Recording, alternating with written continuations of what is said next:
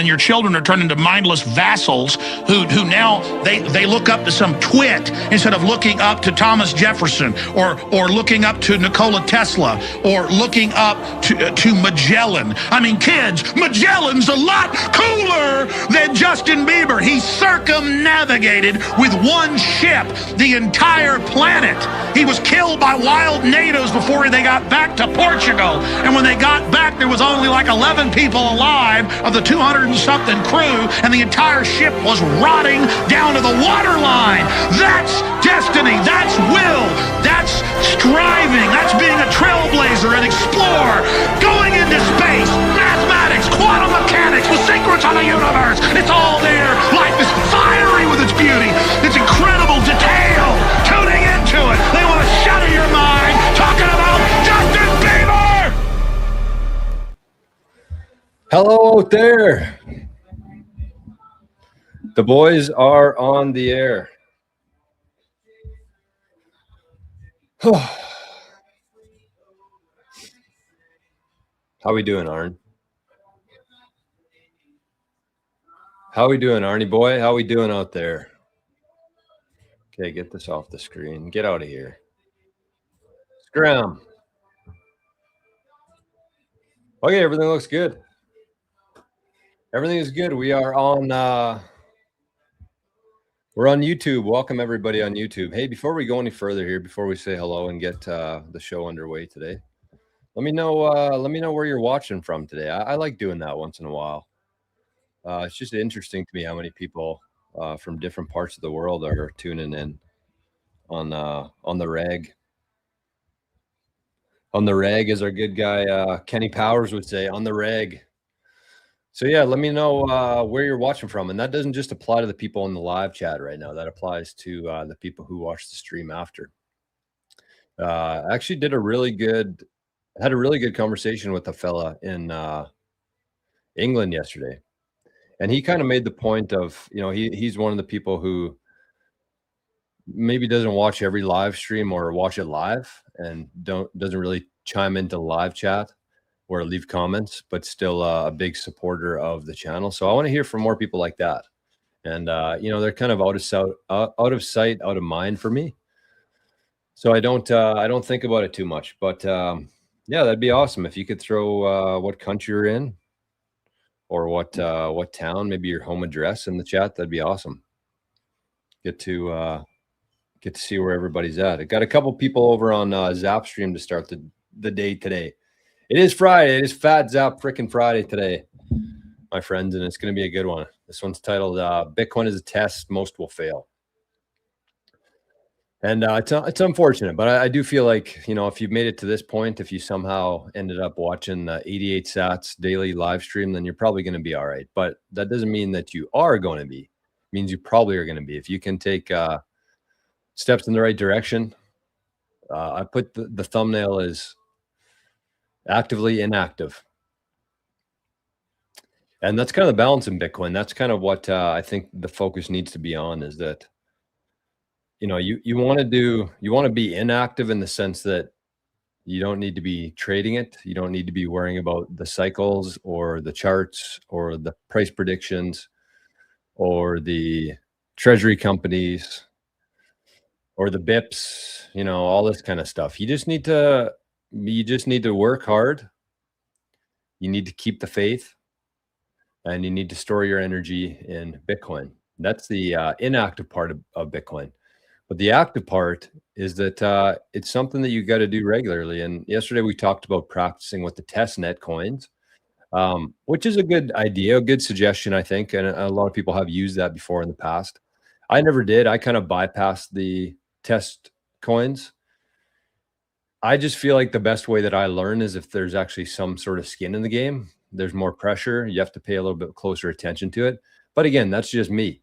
Everybody's different, and some people might feel more comfortable using testnet coins. But the point is that we are now officially 7 days out of the big hack, the biggest news in Bitcoin for a while. And from a Bitcoiner's perspective, anyways, maybe not from the mainstream media point of view, but from a Bitcoiner's perspective, this was the biggest thing and probably the worst thing that's ever happened in Bitcoin.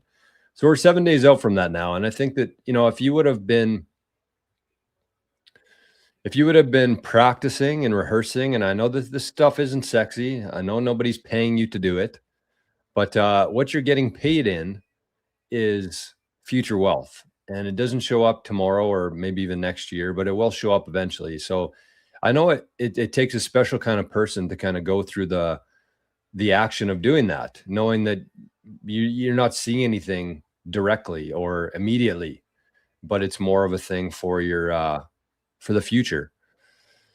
And so that's kind of what you got to be doing right now, is you got to be actively understanding your own setup. And the only way that you can do that is, I mean, there's probably 3 ways to do it. I would say 3 ways where you can kind of sharpen your sword with this. Number 1 is just kind of paying attention in Bitcoin, paying attention to the right people, paying attention to the people who are talking about self-custody. And, even if some of the conversations are a little bit out of your scope, a little bit over your head, that's a good thing. That's a good thing. As painful as it is to listen to a conversation or a video that you don't really understand at all, as painful as that is, it's very important, because that's really how you upgrade. That's how you level up your knowledge. And it might not seem like it at the time, but your mind is amazing at analyzing things, at taking information. And then you'll never know really when you're going to need that in the future, or when it's going to actually apply to something, or when a dot's going to come along that you connect and all of a sudden things make sense to you. But it's just not one thing that you do. It's a large combination of things over time that you do that put yourself in that sort of a position. So that's the first one, is just surround yourself in it. Watch videos, listen to podcasts, join a community, read books, all that you can do to level up that way. That's just one avenue though. Second one is practicing. And like I said, you can use testnet coins. You can put a little skin in the game. I usually recommend people take like $200 worth of Bitcoin and just kind of use that as your education fund, in the sense of you can practice sending transactions. Hopefully you won't lose the majority of it, but that's kind of like what you put up.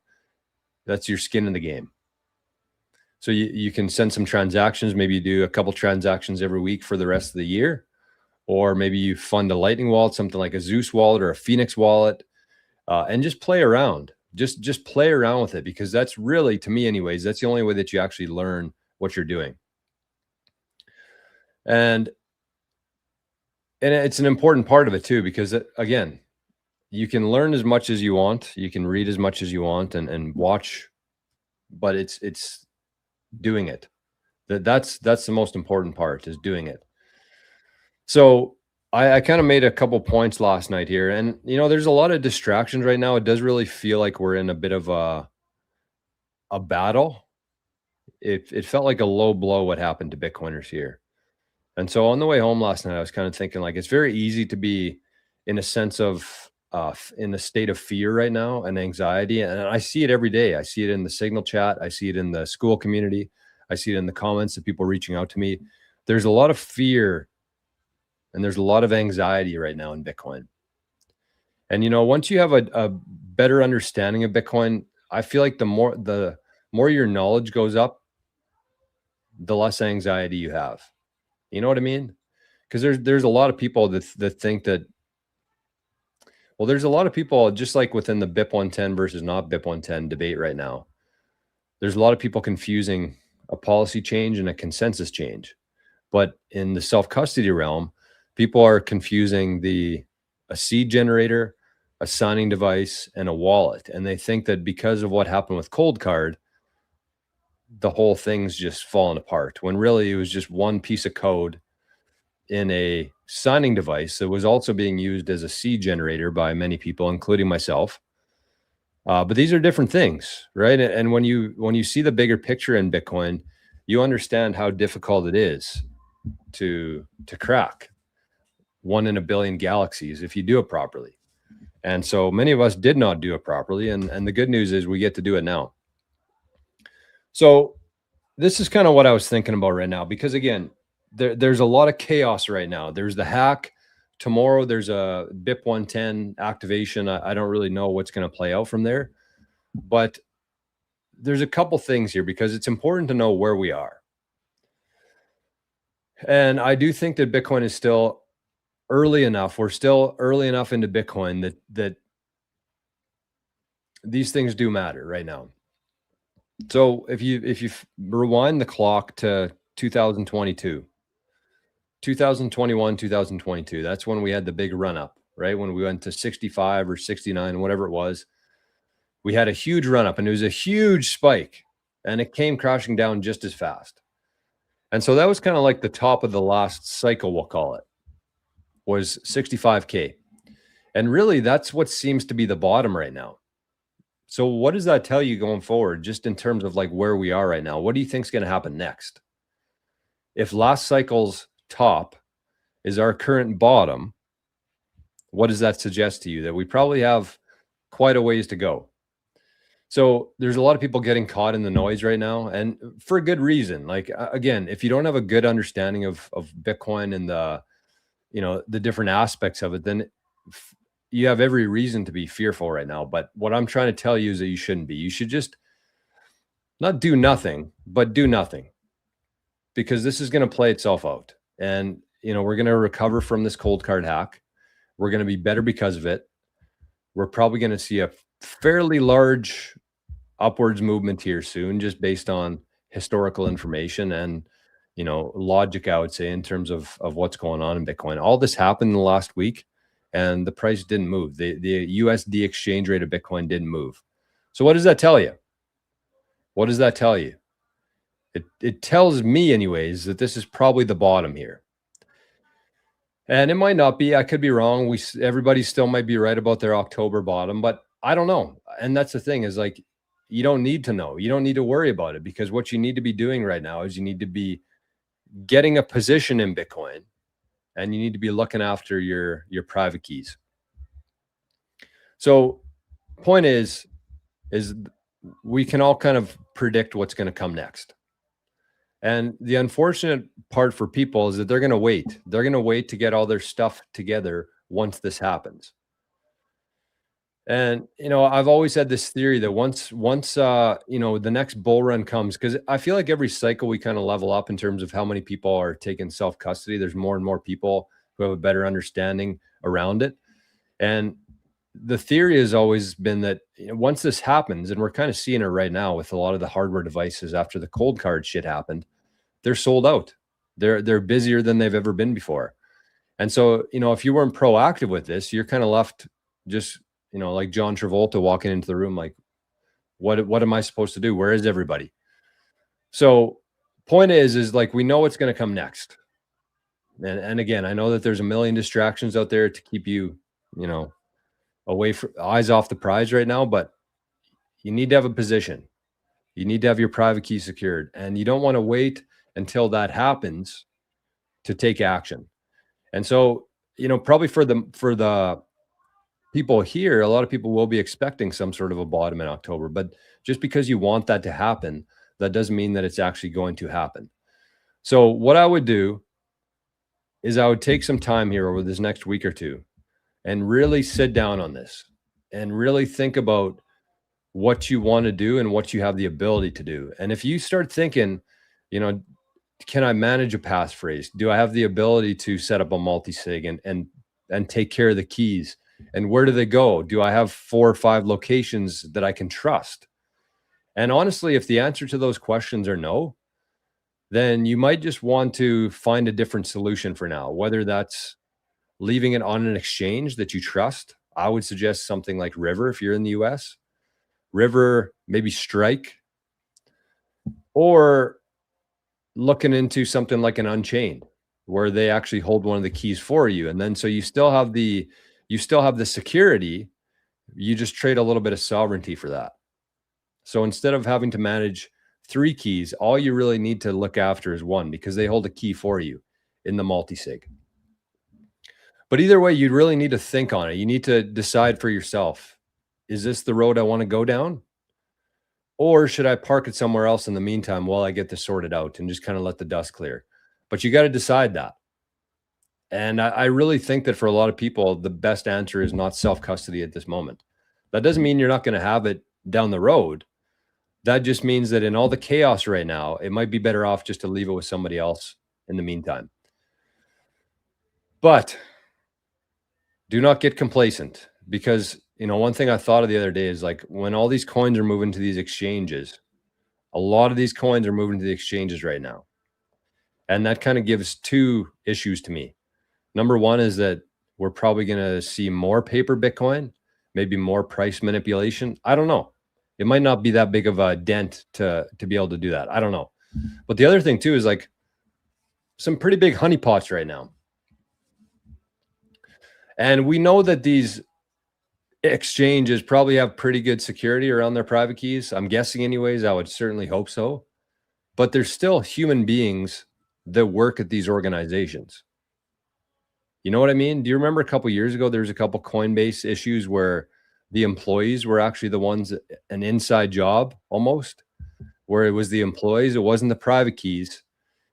And so there's things that can go wrong. And, you know, even thinking about the CoinKite issue that happened, there's a lot of people thinking that that was an inside job from the Peter guy, the CTO, and maybe NVK didn't even know what was going on. I don't know. I don't think anybody knows other than Peter himself and maybe NVK, maybe a couple more people. But the point is like, we can't put too much trust in these people for very long. So you really got to think on it. And every situation's unique here. There's no two people who are watching the stream this morning that are going to have the same answer and come to the same conclusion. So you have to get ahead of it. You have to get ahead of it. You don't want to wait for this to happen when all of a sudden your Bitcoin doubles, triples, 10Xs, and then you're scrambling to figure out how you're going to protect it. That's the last thing you want to be doing. You want to get this shit together now for when that time comes. And again, be inactive with it. Don't pay any sort of attention to the bullshit going on right now. I know every time you open up Twitter or YouTube, there's a different video on fucking BIP 110 or the other eCash fork or whatever it is. But just pay attention here. Focus on what you have. And I feel like if people would have been doing that for the last couple months instead of worrying about how to set up their fucking knots node with a BIP 110 activation, they might have paid a little closer attention to their security. And, you know, it's sad to say that, but that is the reality of things. You can't focus on 5 things at once, and you have to figure out what things you're focusing on actually matter. So just kind of tune that shit out. I know it's kind of fun to talk about, but you should only be talking about it or thinking about it if you have everything else together. You know what I mean? It's like, it would be the equivalent to me of somebody building a house. Somebody's in the process of building a house. And that's really how you should be thinking about your own Bitcoin security, just like you're building a house. So they start the house, they start the construction, and they're about, I don't know, 1/3, maybe 1/2 of the way they're laying their foundation. And then all of a sudden, and the other thing too here is that they look at the forecast, they check their phone and they see it. There's a pretty big storm coming. Pretty big storm coming. And they got half their foundation done. They should be focused on getting their foundation built first. And they're looking at the forecast, storm's coming in a couple of days. But what do? Oh, a fucking ice cream truck drives by. Oh, I'm going to go get some ice cream for the crew. Or, you know, it's Friday afternoon. We don't need to be working today. Let's go have some beers. Let's have a team bonding session today. Or there's a house being built down the road. We should go check that out. So instead of focusing on actually building their foundation, knowing that there's a storm coming, they're fucking around. They're buying ice cream. They're taking the boys out for beers. They're checking out other projects going on. And what happens? What happens? We know what happens there. And, you know, it's an analogy that sounds silly, but that's literally what people are doing right now. So that's the test. That's the test. Bitcoin is a test of many things. It's a test of your patience. It's a test of your ego. It's a test of your abilities. And it's a test of how much proof of work you have. And it cannot be faked. It cannot be manipulated. And, you know, we've seen a lot of people fail in the patience department. They buy in when it's going up, and then they don't know what they're holding, so they sell it. And then they're mad at Bitcoin for the next 5 to 10 years. It's a test in ego of thinking that you have the ability to change Bitcoin because of your ideals. And it's a test in ability of, with all this stuff going on, can you focus on what you need to do, which is protecting your own private keys? Or are you going to get distracted by the ice cream and the beers and the other project going on down the road? So that's where we are today. And like I said, I think that these 7 days have proved to be horrible for some, absolutely soul crushing for some, but an opportunity for others to look at themselves in the mirror and say, hey, I wasn't ready for this. I didn't know what I didn't know. And now I'm learning about entropy, which is kind of like the new buzzword in Bitcoin. But again, that's only one part of it. It's an important part for sure, but there's many more aspects to this thing that you need to be thinking about, more than just rolling the dice 1,000 times. It's where are you keeping it? Where are you keeping that private key that you generated? There are those 12 or 24 words that you generated. Where's that being stored? Are you storing your passphrase with it? Is it in the safe, or is it in a different place? Do you have, where are the other keys? If you're in a multi-sig, where are the other keys? How easily can you access them if you needed to? Are they at a bank in a safety security box that you can't access on the weekends? What if somebody comes to your house and knocks on the door with a gun? What are you going to do? What are you going to tell them? Where are you going to take them to? What if your house burns down tomorrow? Is your Bitcoin gone? Do you have your device and your 12 words and your passphrase all in one location? So many things to think about here. And again, I'm glad that we have the entropy now. I'm glad that everybody should have a pretty solid seed phrase going forward. But again, that's just one single component of it. This is a multi-layer situation here that you need to be focused on. And again, yeah, you're not getting paid for it. Not everybody's going to do it. That's the test. The test is, are you willing to put in this time today, even though you're not going to see any immediate benefits from it? But in 20, 30, 40 years from now, your family's going to be very thankful that you took some time back in 2026 and finished building that foundation that you were working on. Because that foundation is not a house for your family. That's the difference here too. This is a house that you're building that's going to hopefully last 1,000 years. Not something that your family's going to live in for 5 years and then you're going to flip it and buy something else or build something else. This is a house that your family's going to have for 1,000 years. So that's where we are. That's where we are. And, you know, again, I've been doing a lot of reflection and I've had a couple crazy thoughts. I don't know if they'll play out or not, but I'm working through it myself too.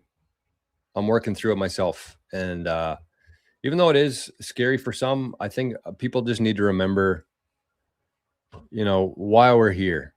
And the other part of that too, and maybe I'll talk about this in a little bit because I've been rambling for a little while now.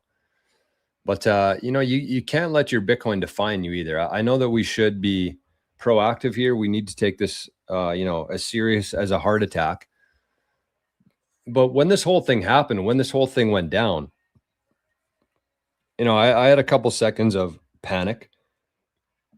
And it was about 24 hours before I figured out if my main stack was still safe or not. But then it was still, is it going to be safe for the next couple of days? And so I had some time to think on, you know, what if it's gone? What if it's gone? And, you know, I came to the conclusion that even if it's gone, I'm going to be fine. I'm going to be fine. Because I've been doing things other than just stacking Bitcoin, you know, like we've been talking about, stacking skills, stacking friends, stacking smiles, stacking memories. And that was the thing. That was a big part of it for me, right? Because it was like I could have easily come home for the weekend. Like this was the situation that I was in. I could have easily driven home for the weekend to check on my Bitcoin, to move it all around, to make sure that I'm safe. But I didn't. Because I had a good friend of mine that we were celebrating his upcoming marriage on this bachelor party or stag that I was on. And in that moment, I decided to choose stacking smiles over stacking sats. And I didn't know, like, that was the part of it too, because I was, I was pretty certain that my Bitcoin was okay, but I was just seeing so many different things. And it was just like every time I looked at Twitter, it was like, you need to do this right now. You need to do this right now.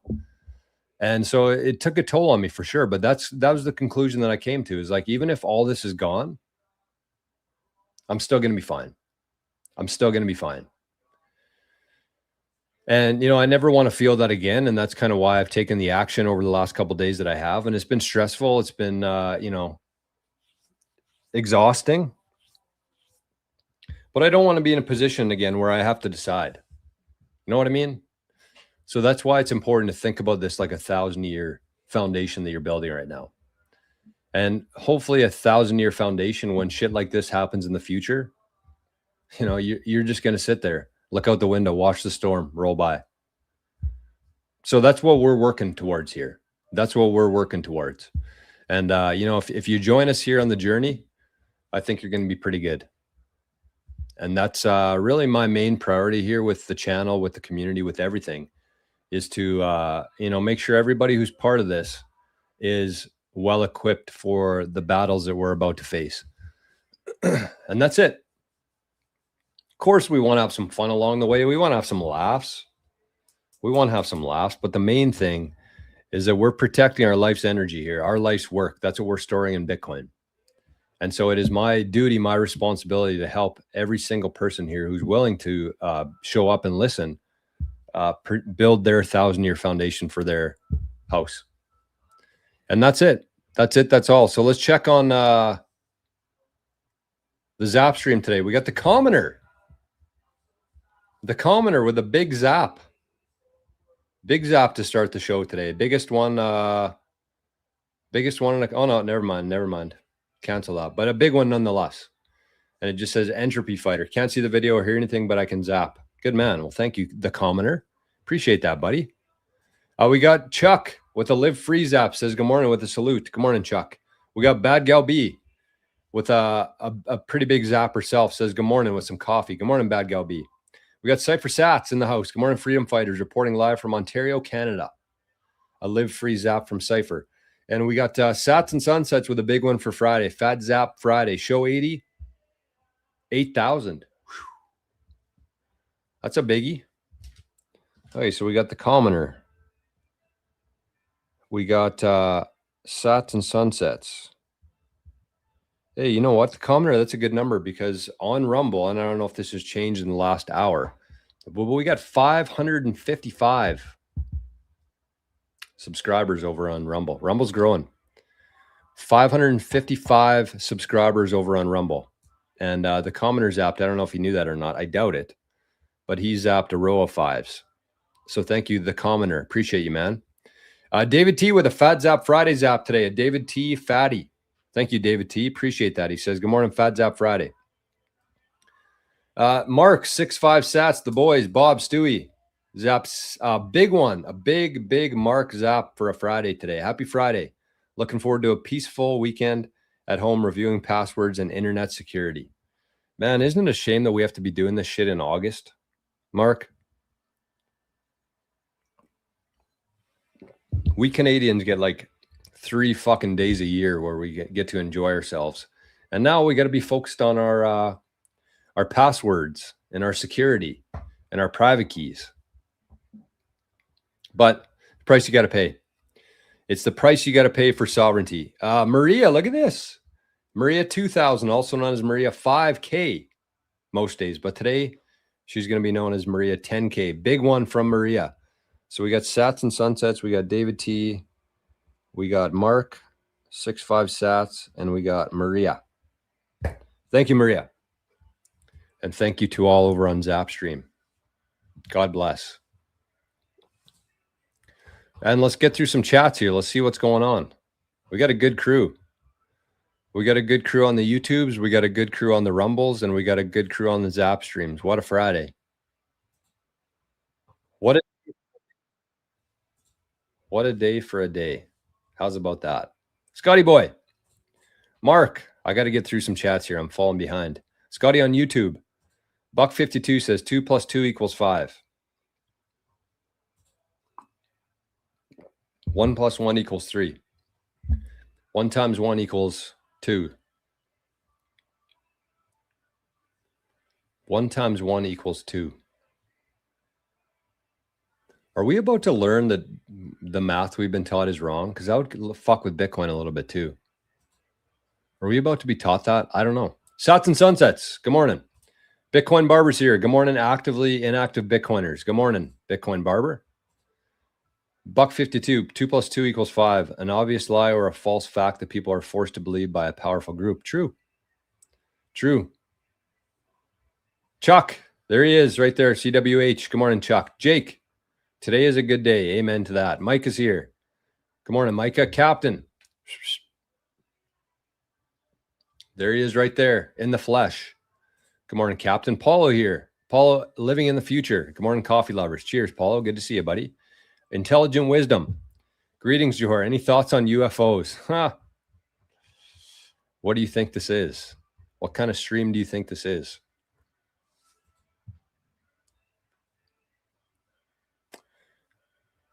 My thoughts on UFOs. What is the definition of a UFO? An unidentified flying object? Pretty sure we've seen thousands of those through the last 100 years. Haven't we? Unidentified flying object? Wasn't there something in the past where there was like UTXOs hovering over the White House? Did that ever happen? Let's take a little side road here.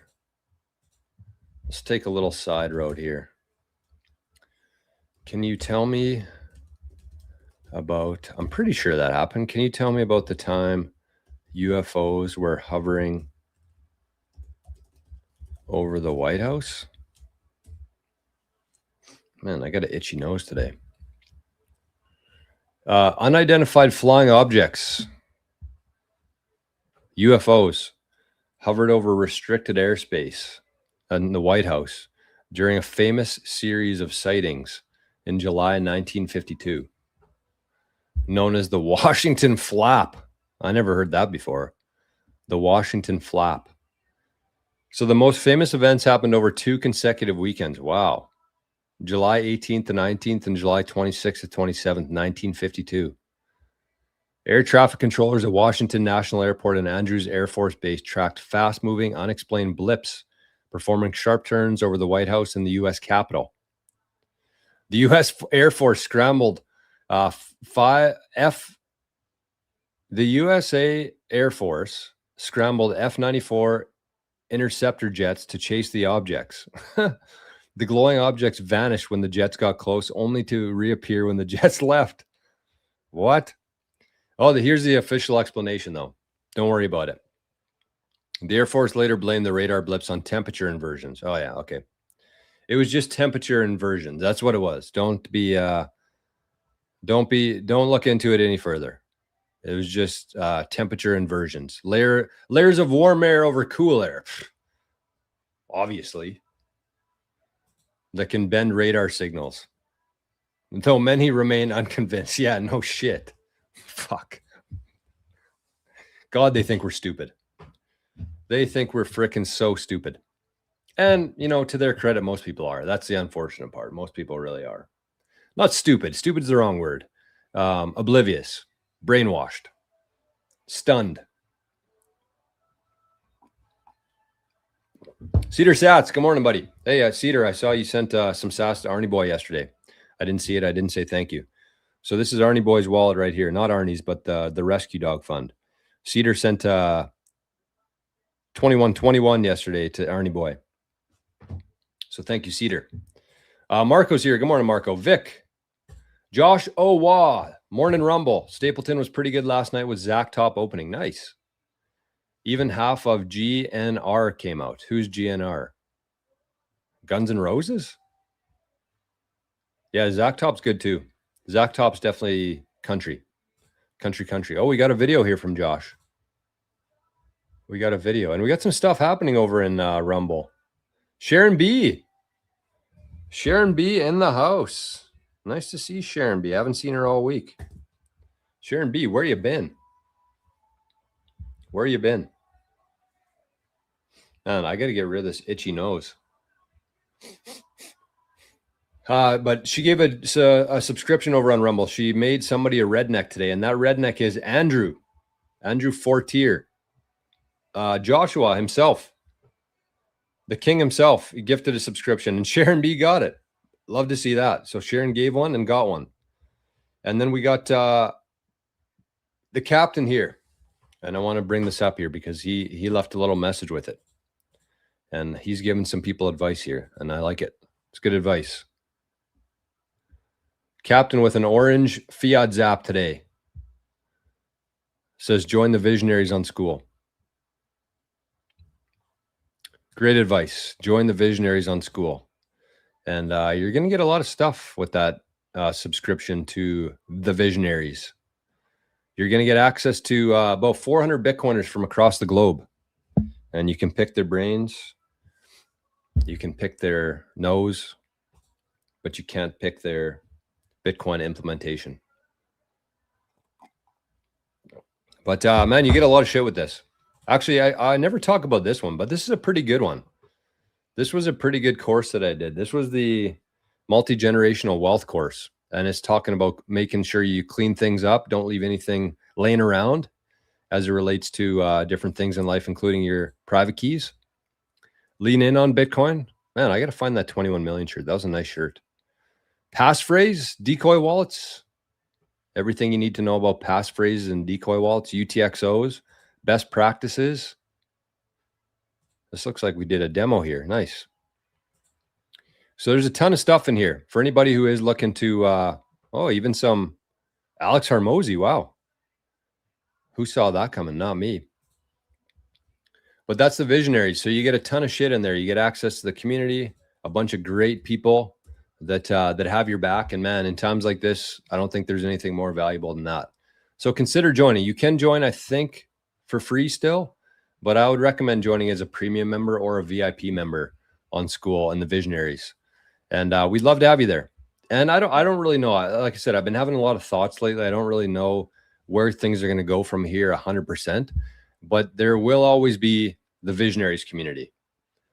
We might shut some other avenues down in the future. I don't know, but the visionaries is going to be kind of like the core of this whole thing, and everything else kind of branches out from there. So consider, if you've been tuning in, if you've been enjoying, if you want to support the channel here and support me, while also bettering yourself, for $20 a month, it's laughable how much you get from being in there. So consider joining as a premium member, and that's kind of where everything's always going to anchor from, is the visionaries community on school. So consider, if you're not a member over there, today would be a great day to join. Take the advice from our guy Captain there, or don't. It's up to you. It's up to you, but the offer is there. So let's check out this video here from Josh Owa. Ooh, Josh, it's the last message I can see. You got lucky there. Hey, what's this here? Looks like a vid from the concert.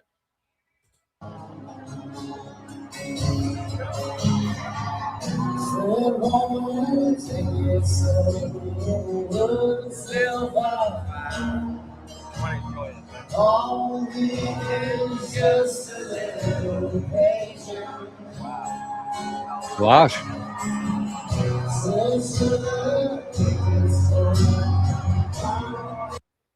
Allergic to idiots. That's a great shirt. I would put maybe we should have a shirt that says allergic to dipshits. Should we? Allergic to dipshits. I've been trying to figure out how we could put dipshits on a t-shirt, but I feel like that might be the way. Allergic to dipshits.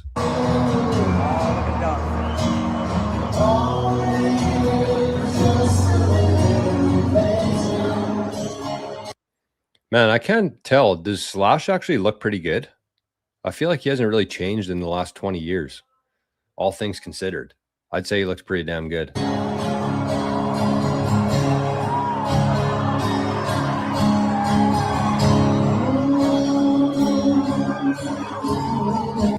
Looks a little bit out of it, but looks pretty good, I'd say, overall. Looks a little bit out of it, a little bit sleepy.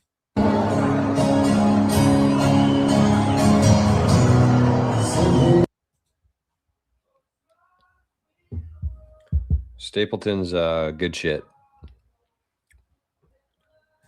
All right, we got a couple more zaps to report here. We got one from Plural. It says, play the hand that you're holding. Exactly. Play the hand that you're holding. Bingo. That's good advice in many different aspects of life. That's famous advice in golf. Is swing the swing you brought to the course. Speaking of that, we won last night. First round of playoffs, we won. We won quite handedly. I think we won 4-2, which means we were 4 up with 2 to play. So we're moving on. We're moving on to the semis. Never won the league before. I've been playing in this league for 15 years now, I'd say. Maybe not that. Maybe 12 years, and we've never won. Could this be the year? I do believe it's going to be. I don't know, man. There's just this weird feeling I have on the golf course right now, and I really believe it's built around all the other work I've been doing in Bitcoin stuff and you know, stoicism and all this kind of stuff. It ties directly into golf. Golf's probably the most, you know, mental game that there is out there. But yeah, I'm the lowest handicap I've ever been. I don't know if I'm the lowest in the league or second lowest, but I'm playing as a 6 right now, a 6 handicap, and we won. Okay, you know, going into playoffs with the lowest handicap I've ever had in the league, I was like, oh, that's not good, because you got to give people strokes. Golf's kind of fucked up in a way, because golf's like literally the only sport that you can win but still lose because of the handicaps, right? Like you could shoot 20 strokes better than a guy and still lose the match. What sense does that make? I get it. It kind of evens the playing field and lets more people play, but it's still fucking stupid. But anyways, we won. So we're moving on to the semis, and we're going to win that. And then the finals, we're going to win too. Yep. And I'm going to take my money and I'm going to buy something nice. I'm not going to buy Bitcoin with it. I'm going to buy something nice. Take the money and run. Anyways, we got a big zap here. Fat zap. He says, Arn, fucking fat zap Friday. Bark twice. He's not even here. Where'd he go? Arnie boy.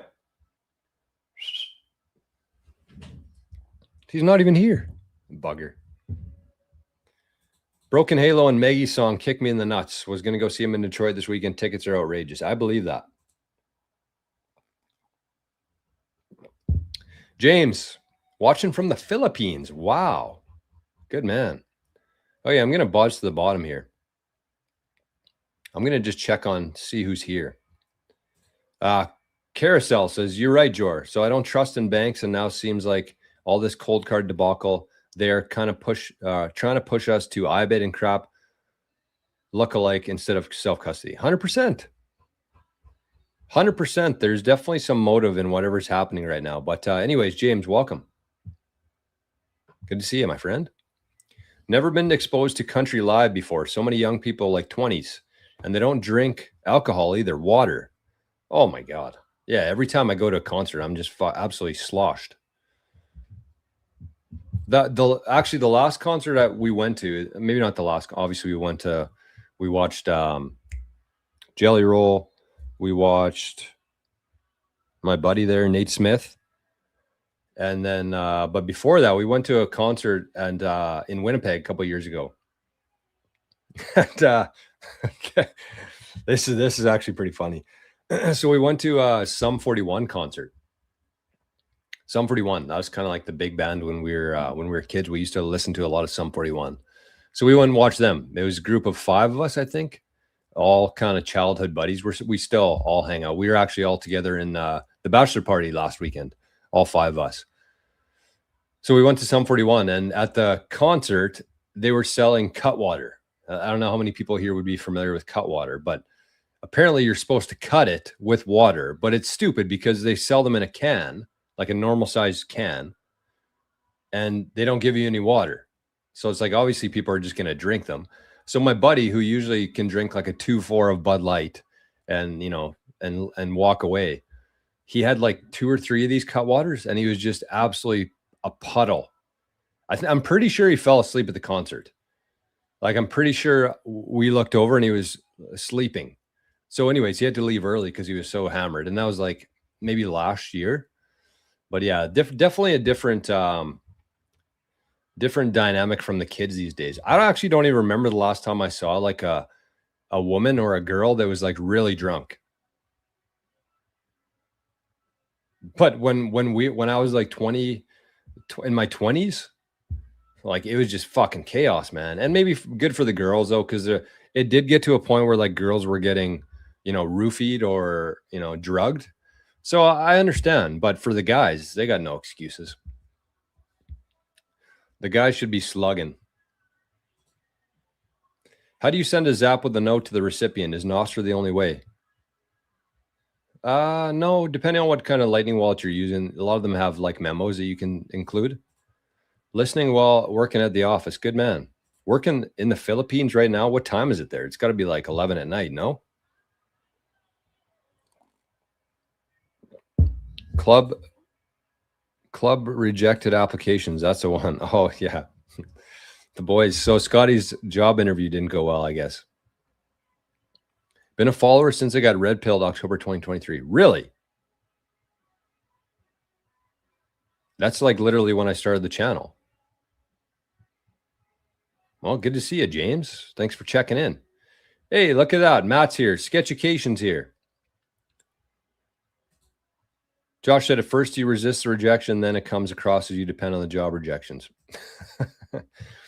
Glad you said that twice. Could swear you said on the reg. I did say on the reg, but it's on the regular, not on the reg. Like you typed it. Micah, Eastern Ontario, Canada. San Diego, Vic Shoots. I entered Bitcoin at 35K, rode all the way up to 126, never sold, and here we are at 65K. Diamond hand, still the better end. Good man. Here's your word of the day, dauntless, showing fearlessness, determination, unable to be intimidated. Look at this. Hey, Lori's here. Lori, I was actually just thinking about you this morning, weirdly enough. I was thinking, I thought about Lori. I was thinking about Sharon B. I just haven't seen you, you lovely ladies this week. So it's good to hear from you. North Carolina. Wow. Jealous. Jelly. Can't imagine the holders who are so tuned out that they still don't know their balance on compromised C's or zero. Gut punches still to come.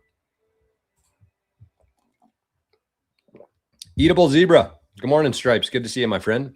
After what just happened with Cold Card, I'm questioning myself on seed backups. Is a physical backup that has never touched anything electronic the way to go now? Is my laptop really air gapped? I mean, that's a tough one for me to answer right now because I really don't know. Is a physical backup that has never touched anything electronic the way to go now?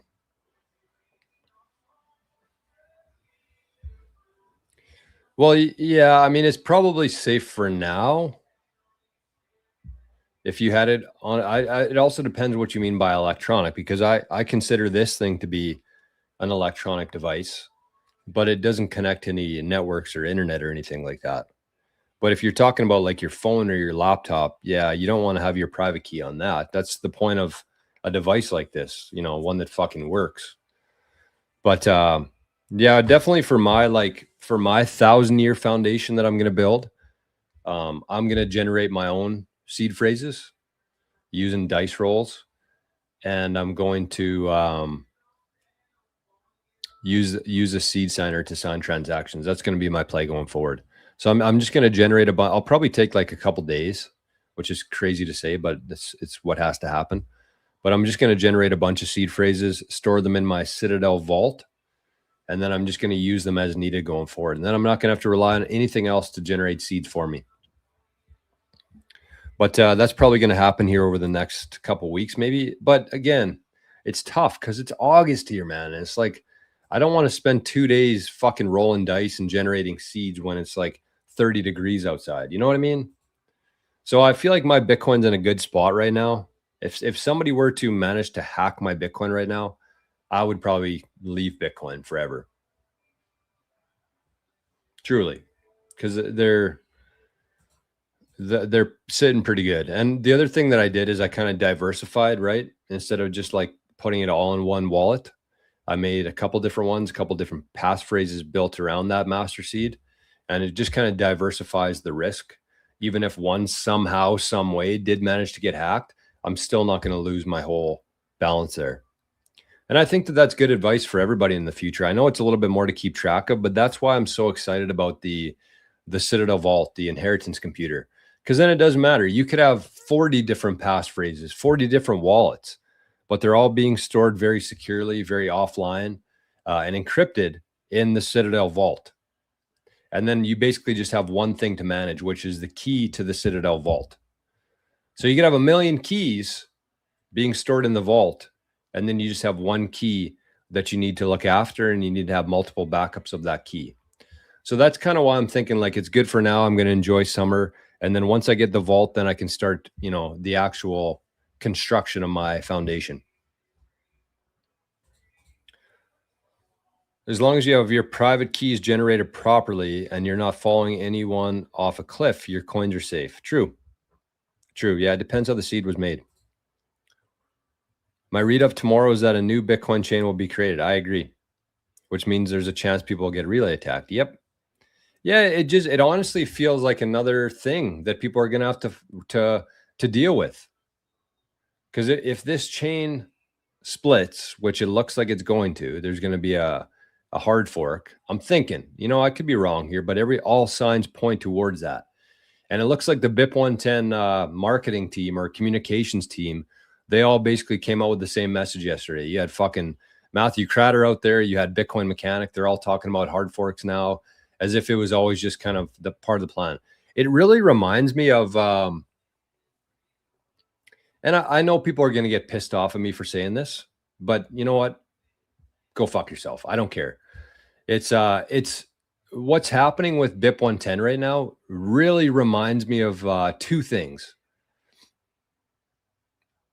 First one is like the mainstream media, the Democrats, where they come up with this little, they scheme this little, the new buzzword of the day or their new talking point, and then they just all fucking parrot it, just like a bunch of parrots. Every news channel you tune into, they're all saying the same shit, same talking points, same buzzwords. And that's how they use that like programming. That's how they do it. But the other one was like a multi-level marketing scheme. You know what I mean? Where like they kind of behind the scenes, they all scheme something up. They put out a post and then they all comment on it. Like there was a post yesterday that somebody put out from BIP 110.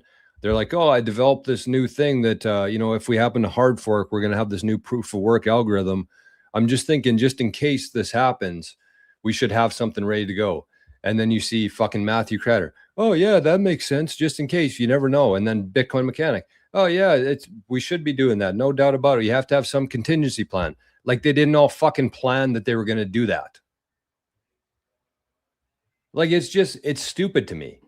And it very much resembles to me like a Democrat fucking tactic or a multi-level marketing scheme tactic. They're using the same shit. They're pretending like they're not planning all these things behind the scenes. And then when they come into the public, they just all are a bunch of parrots saying the same shit. Yesterday, the word that they were all using was island boys. Like it's laughable to me. Forrest made a video and he's like, hey, for anybody who's like done with BIP 110 and you're, thinking that they're going to fail, which they are, you can switch back to this by doing this. He just made a video. It's like an 8-minute video on how to do it, like helping people out. And all the comments are like, oh, I expected more from you, Forrest. Okay, island boy. It's just like, what the fuck is going on? And then you have people like, oh, Bitcoin's going to become a shitcoin now. Okay, well then if you believe that, then sell them because there's going to be a market for it. There's actually a global market where if you believe that your Bitcoin is now a shitcoin because the miners refuse to fucking go along with your bullshit, then sell it. Swap it for your Bitcoin. See how that plays out in the next 5 years. I dare you. But it's like talk is cheap, man. Everybody's just talking. They wouldn't wager anything. We'll see what happens after the split happens tomorrow. But yeah, it's stupid. Josh says the vault will be my end game for my Bitcoin inheritance plan that I always envisioned. Me too. Me too. That's literally what I wanted, to have something that I could rely on, just keep everything together with, that could be easily passed down to my family if something were to happen to me. And that's what that solved. So hopefully Craig and the team aren't using the RNG that Cold Card had there in the Citadel vault. Just kidding. I think that they actually were going to use like some sort of a seed generator within the vault, but I'm pretty sure after what happened last week, they're just going to completely remove that from the vault. Any chance that people generate seeds or things from the vault. So good on them. Good on them. So yeah, I mean, there's going to be more lost coins because people aren't going to know what to do. They're going to panic. They're going to start sending their Bitcoin. Then there's going to be that transaction on both chains, and they're going to lose one on one chain. It's going to be a fucking shit show. And it really feels like it's all by design. I don't think it's a coincidence that all this shit's happening right now, if you know what I mean. Duncan's here. Good morning, Duncan. Good morning, beautiful people. Good morning, Duncan. Good to see you, buddy. There's Sharon B. gifting memberships to Andrew. Duncan said, so thank you, Sharon B. once again. Lots of love. LOL, lots of love. Once I've created 24 words via seed picker solitaire, how can you check the entropy of your new seed phrase? I wouldn't.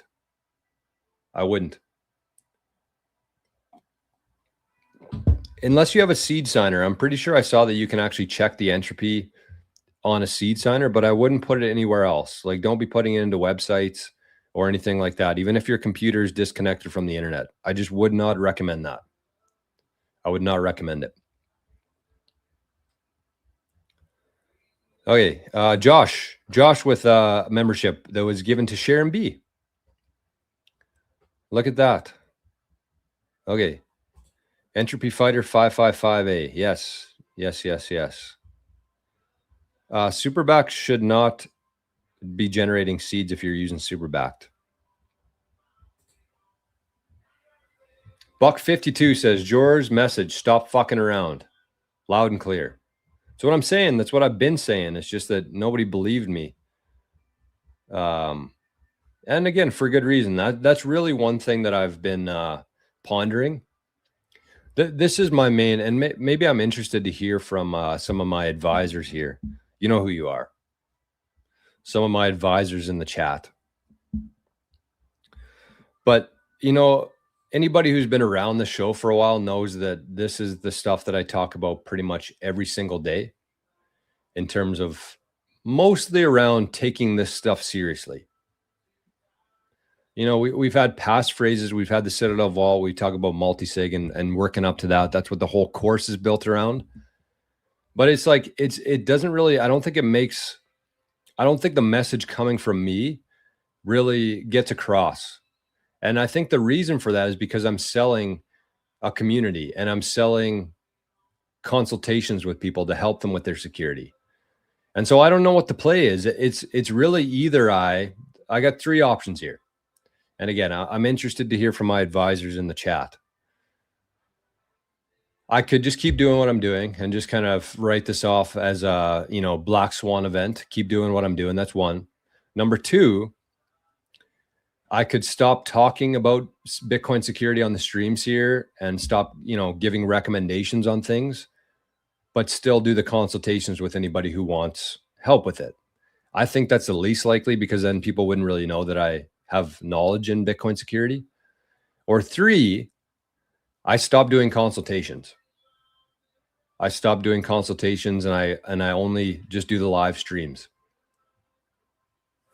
That's what I'm leaning towards, honestly, which is going to be, kind of shitty for me.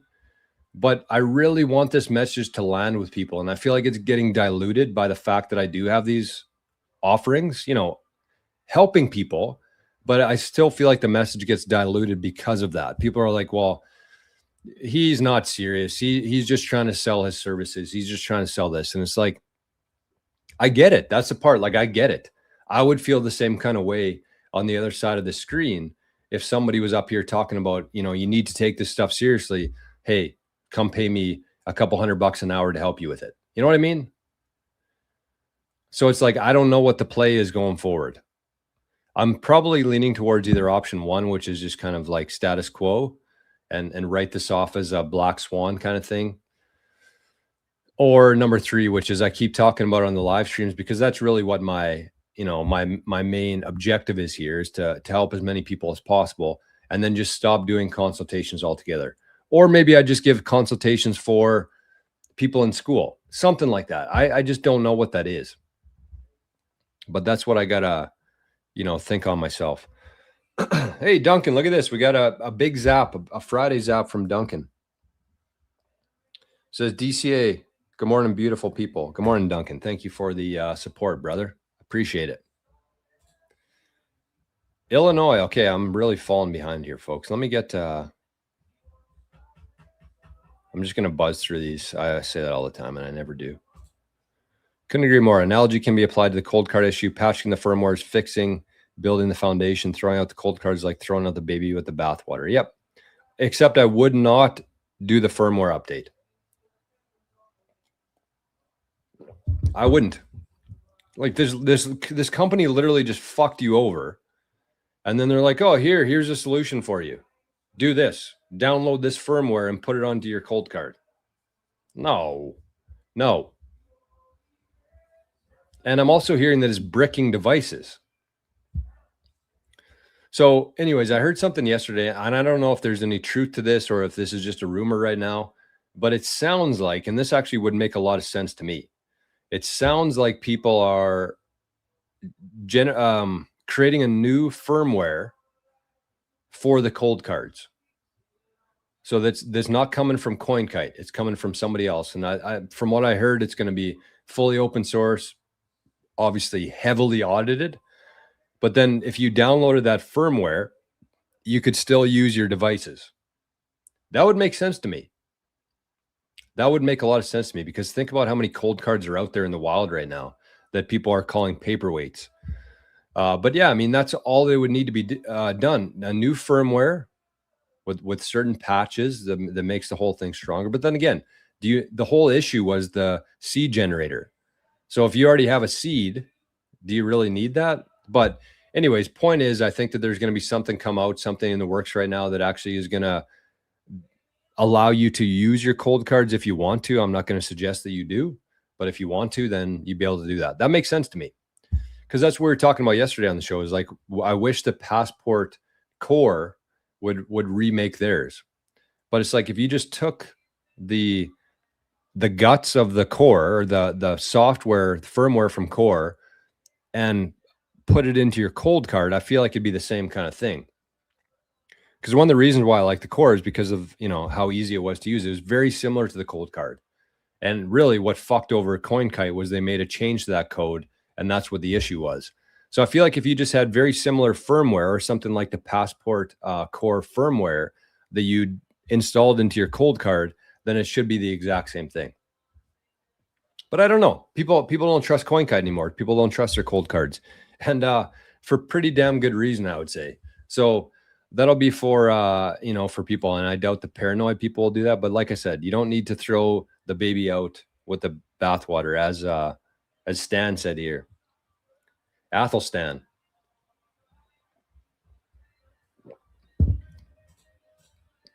Entropy.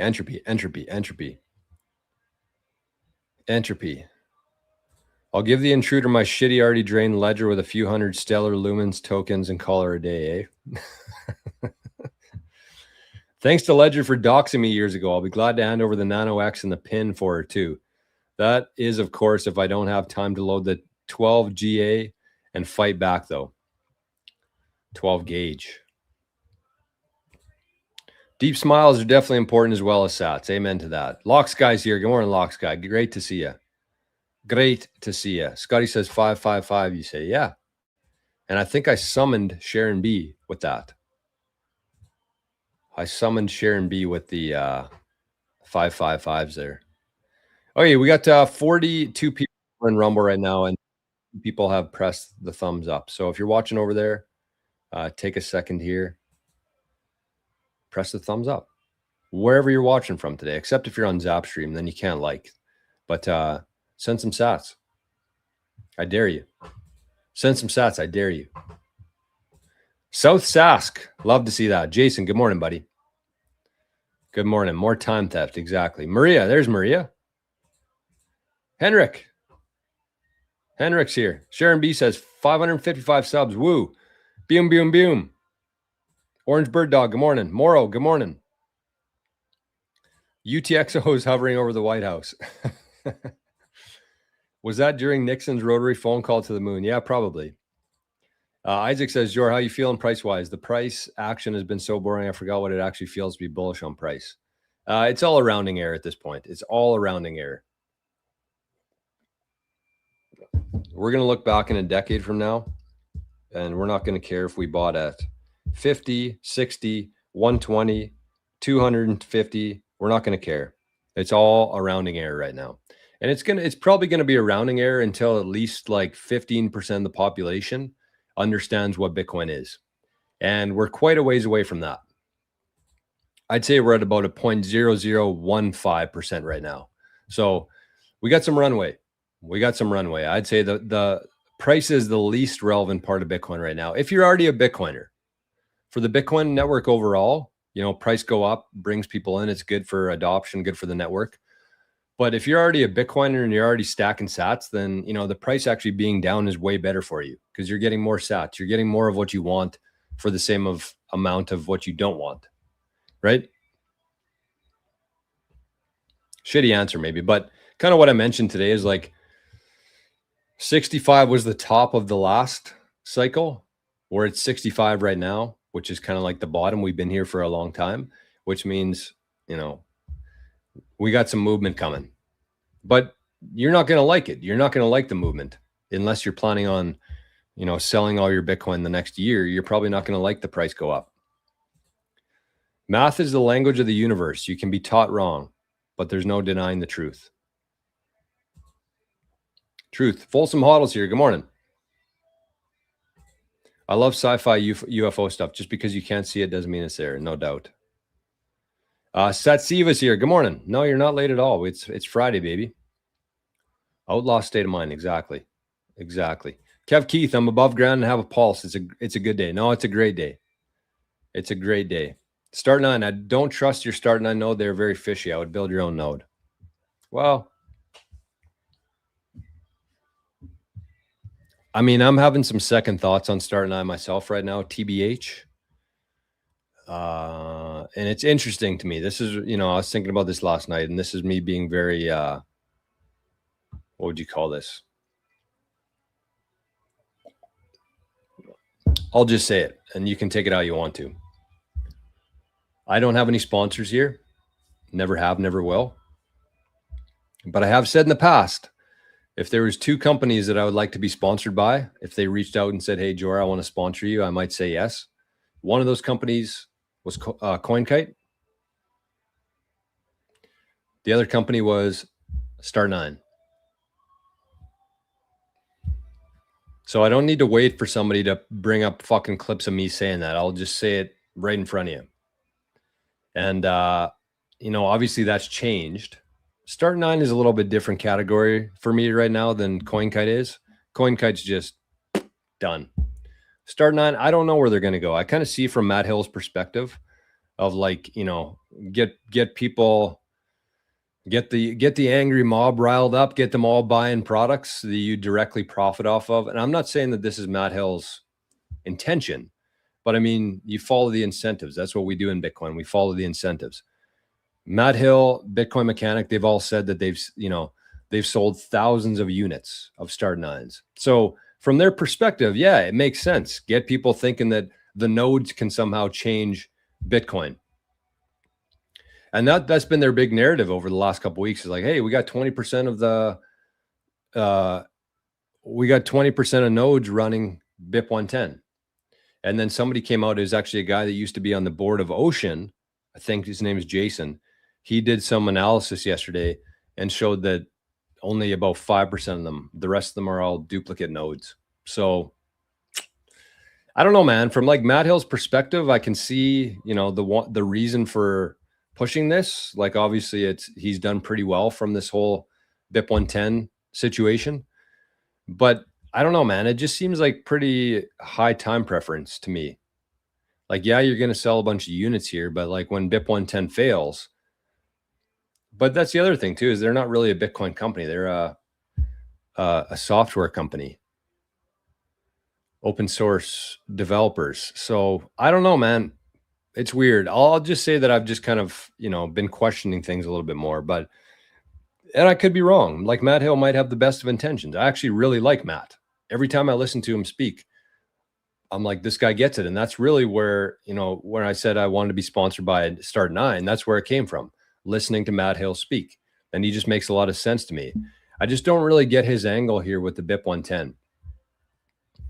I listened to one of his reasons why he supports BIP 110. This was on a Twitter space last week, I think. And he basically said, like, he wants this to happen. So then it forces people to become more creative to put spam onto the network. That wasn't his exact words, but that's really what he was saying. He's like, it's easy now for people to do. Like, there's no creativity anymore.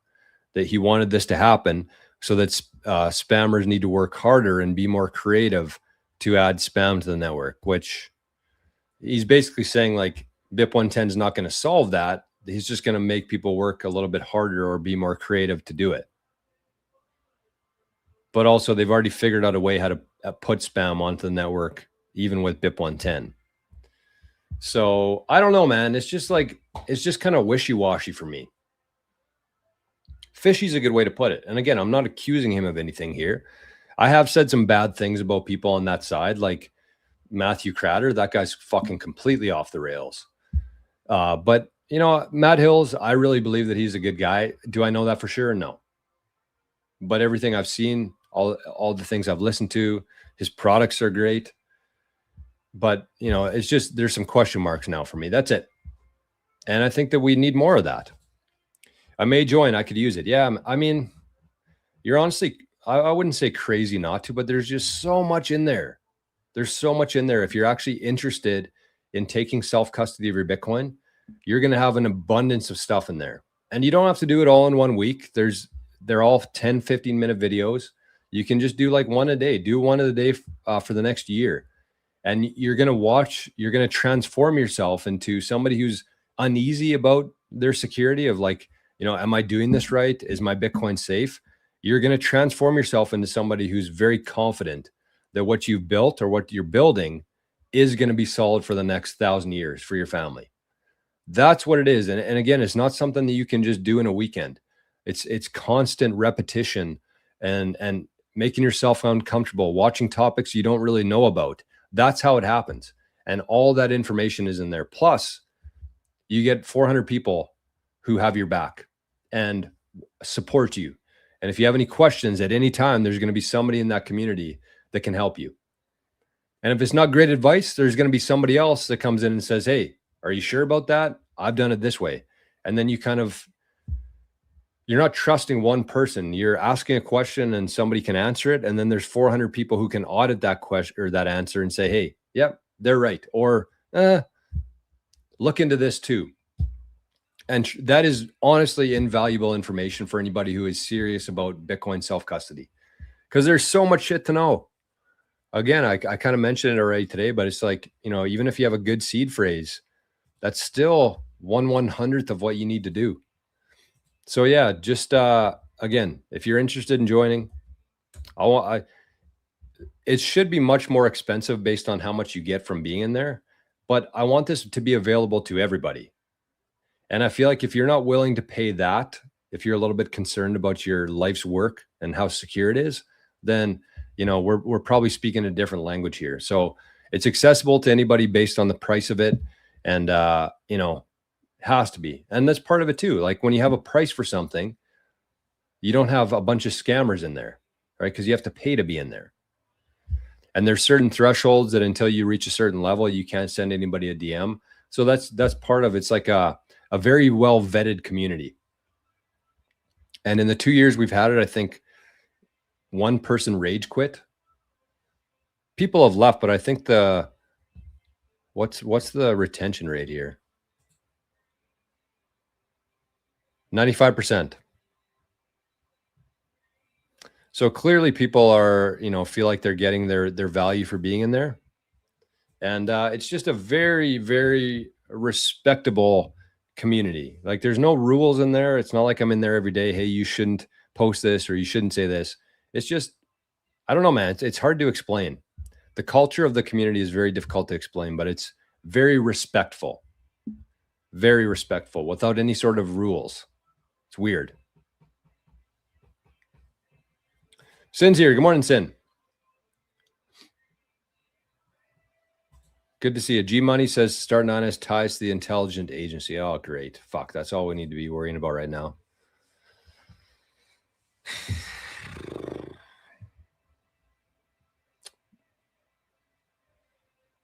Did you see Crowder's video on Seed Center? He talks about moving away from cold card over his concern over NVK. Video from June 5th, 2026. Over his concern over NVK and possible sweep of seed phrases. No, I didn't see that.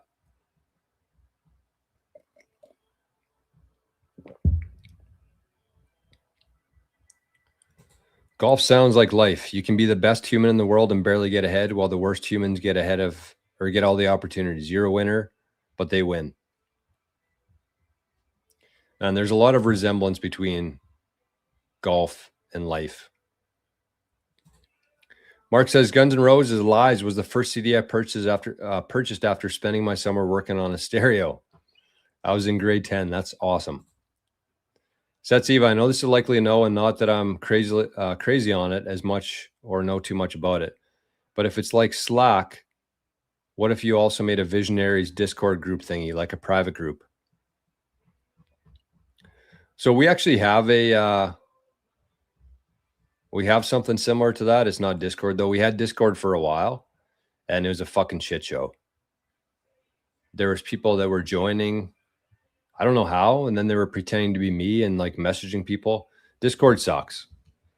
But we do have something outside of the school community, which I'll probably have more information about in the future. But it's been pretty quiet for a couple of reasons. But yeah, we have something like that. And it's going to be available to lifetime members. And like I said, over this last week, there's been probably over 1,000 messages in there. I'm not joking. Somebody in the chat can verify that. When I got back from the weekend, there was like 500 messages. And there's been, there's probably a couple thousand messages in there. And it's just people talking, asking questions, helping each other out. That is absolutely invaluable. Absolutely invaluable. But like I said, you can do the same thing on school, but the Signal chat is just a little bit more private, but it's for lifetime members.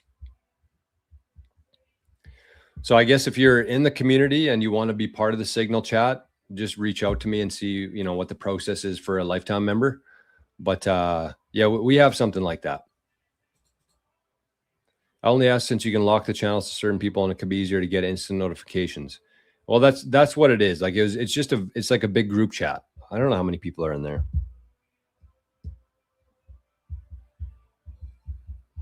But the reason why I haven't really talked about it, because I think that there should be some friction there. I don't just want anybody joining in there because it's a pretty well vetted chat.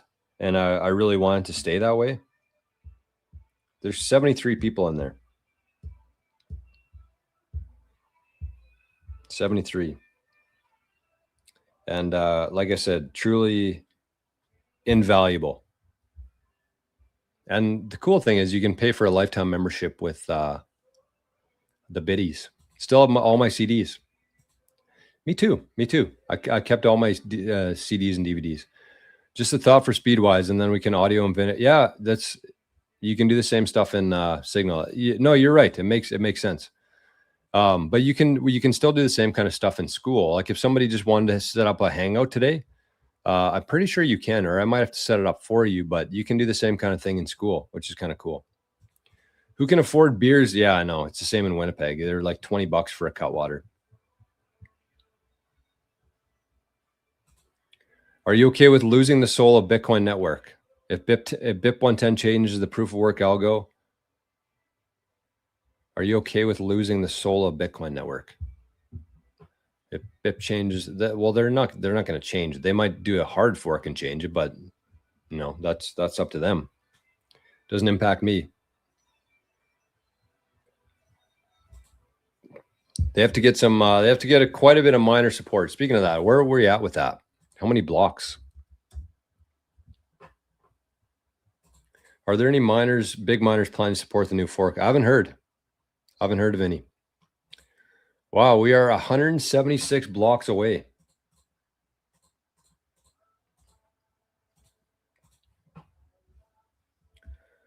We are 100. Look at this.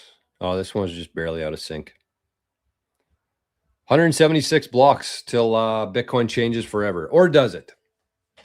Or does it? That's the question. Oh, hold on. I got to sneeze.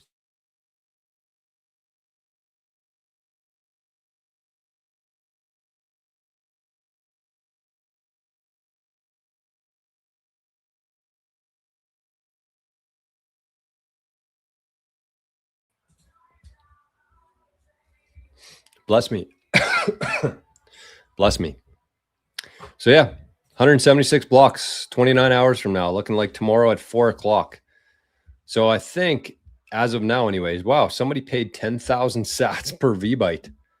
Woof. Why?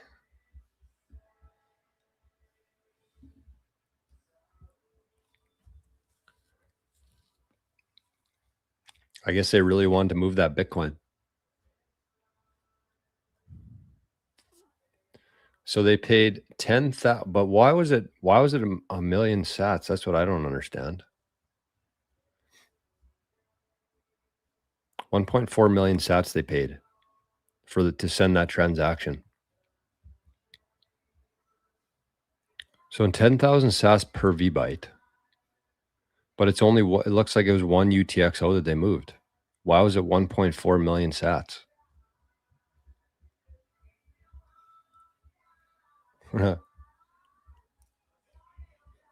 This guy paid 9 cents. This guy paid $915. This guy paid 9 cents. Why would that be though? Why would that be 1.4 million sats?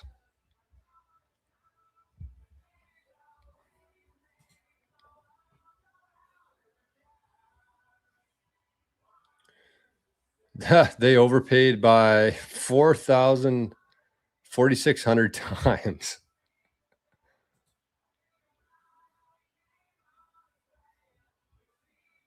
Okay, yeah, that makes sense. So I guess the V-byte would, yeah, okay, that makes sense. So they paid the rate of 10,000 sats per V-byte, and it ended up costing them 1.4 million. So what is that like? So that means the transaction would have been like 14 V-bytes. Is that right? No, more than that. 140 V-bytes. Yeah, there you go. Wow, good math, Jor. Virtual size, 140 V-bytes. I wonder what, that seems high though, doesn't it? Like, let's look at this one. Oh, let's look at this one here. No, that's right. I guess that's one UTXO is about 140 V-bytes. Wow. So somebody really wanted to get that one through. I guess it's 1.6 Bitcoin, so it makes sense, but that's still a pretty hefty price to pay. In fact, it is 4,600 times too high. They only needed 2 sats per V-byte. So they could have paid, what would that be? 2.16 sats per V-byte times 140. They could have paid 280 sats. Instead, they paid 1.4 million sats. But you never know. When I was moving my Bitcoin this week, I had a couple scares myself where I had to increase the fee using RBF. Oh, what a tune. Hey Ma. You guys know this one? This is an old school one. Hey Ma by Cameron.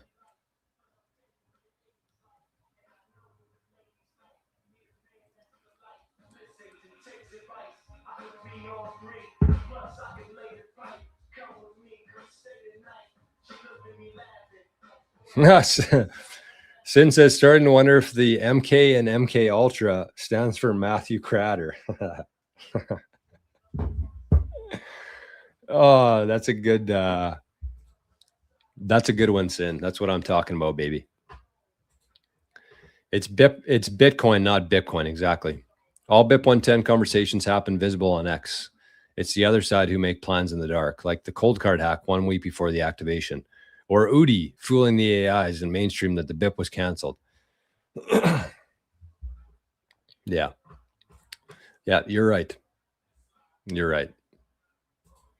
You're right to the moon.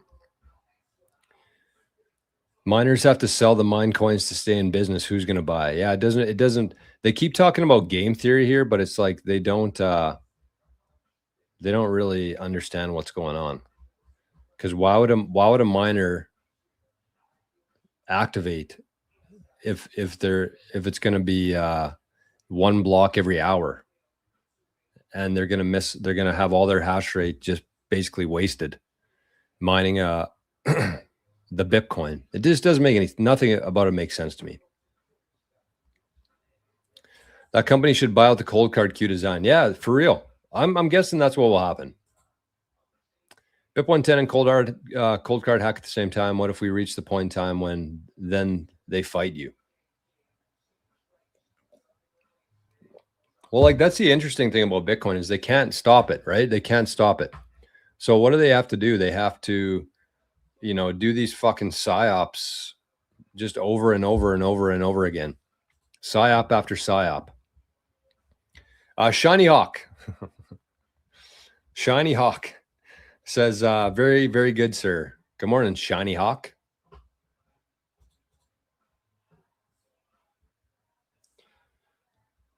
Okay, we're having some conversations here between each other. Nice. All right. Check out UTXO Webmaster Nostronote of CoinKite customer data retention.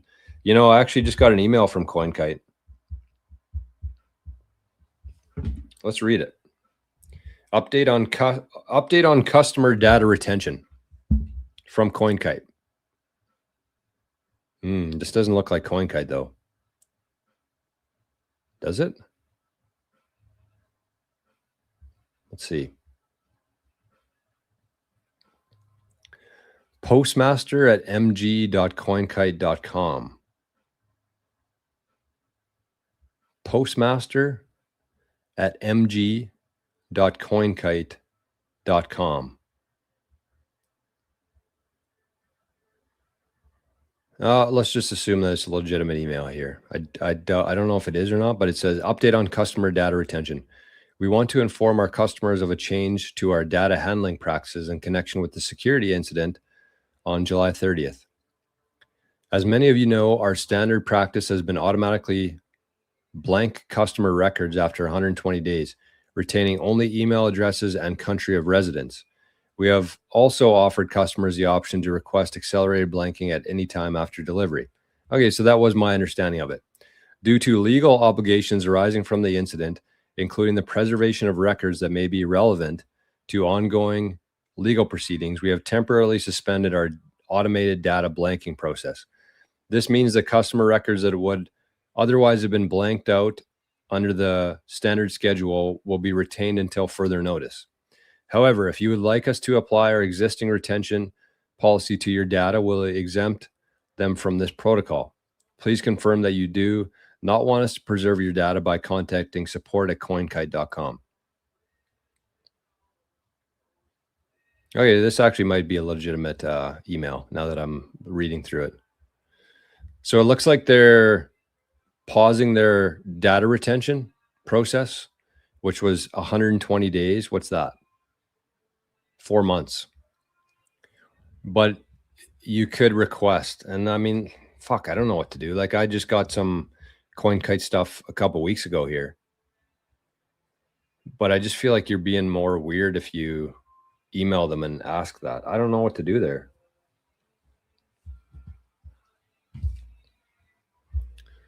What a brutal situation.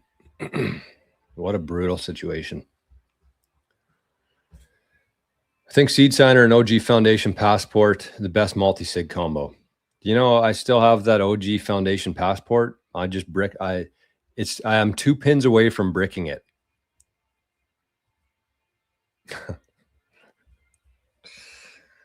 Oh man, that sucks. Oh well, I don't need it. I don't need it. I don't need it. Midwest Pickers here. Good morning. Wait, sir, you were sponsored by CoinKite? No, I wasn't. No, I said if there was a company that I would take sponsorship money from or would consider, it would be CoinKite, but it never did. Any thoughts on what can happen to coin on exchanges tomorrow? Should I remove it? Well, here's the thing: is like that's the other fucky thing about this right now is so when this activation happens tomorrow, and from what I understand of it, as soon as there's a block that's rejected by BIP 110, that's where the chain officially splits. That's my understanding of it. I can't say for sure because there's just so much shit out there. It's literally like we're in the fog of war right now. You don't know what's right, what's wrong. You pretty much just have to wait and see what happens with it. But let's just say that BIP 110 fails. And I feel like there's no way they're just going to stop. There's no way that they're going to just abandon that chain and just accept their fate. I just don't see it. It could happen. I just don't see it, especially with all the talk of the hard fork yesterday, the new talking points. So then it hard forks. And then at that point, if there's a hard fork, you essentially have coins on each chain. So you have your original chain, Bitcoin, and then you have this new chain, Bitcoin. So you would have both, but you only have those if you have the UTXO set for them. So in other words, if you're holding your Bitcoin on an exchange, you don't have those UTXOs. You won't get the new Bitcoin. And depending on what the exchange does, if they decide that they want to go with BIP 110, which I don't think will happen, I'd say that the odds of that happening would be 0.00000 something. But the point is, you'll miss the free coins. You only get the coins for the chain split if you have the UTXOs, if you have the private keys to that Bitcoin, which you don't have with an exchange. So I don't know. Like that's the tough thing right now is like if you're somebody who doesn't really feel comfortable holding your private keys and you're holding it on an exchange right now, you're going to miss out on this essentially. I mean, it's not guaranteed. It's not guaranteed, but it looks likely that there's going to be a hard fork and then you're going to miss out on the new coins. So there's also risks involved with that though. So what I would say is tune into the stream tomorrow. That we'll have a better idea of what happened, what's going to play out, and what we can do from there tomorrow. Free beer tomorrow, my favorite sign in a bar. Free beer tomorrow. Come back and ask me this question tomorrow. But yeah, I mean, it's up to you. It's a really tough question. I can't answer it myself because I don't know how comfortable you are with your private keys. I mean, the one thing that I would say here, Orange Bird Dog, I'd say two things actually. Two things. Number one, if you want to set up a call with me, I don't know if I have any openings today because Fridays are a shit show. But if you wanted to set up a meeting today or tomorrow, we could probably set something up. And I could help you like generate a new key, move the Bitcoin over there from the exchange, set up a passphrase, make sure you know how to set up a passphrase, what kind of passphrase, where to store it. We could do it. We probably could do it. That's one option. The other option would be join the school. And if you actually go to, I'll show you where to go. No, I'm not going to do that. I'm going to go here. So actually on Tuesday of this week, we did part of our digital homestead course here. So this is in the classroom. If you're a premium member on the Visionaries, you can click Classroom tab at the top, and then you go to the digital homestead course, and then you scroll down to episode 13. This is the one that we did on Tuesday. I would highly recommend watching number 2 as well, because there's a lot of information on private keys and passphrases and how to properly store them. And then watch 13 as well. And this is where I talked about generating a new seed phrase using dice rolls and setting up a passphrase using, I think we used playing cards with it. But I went through the exact process of how to do that. And then you can move your Bitcoin to that wallet, even if it's just temporary for a couple weeks.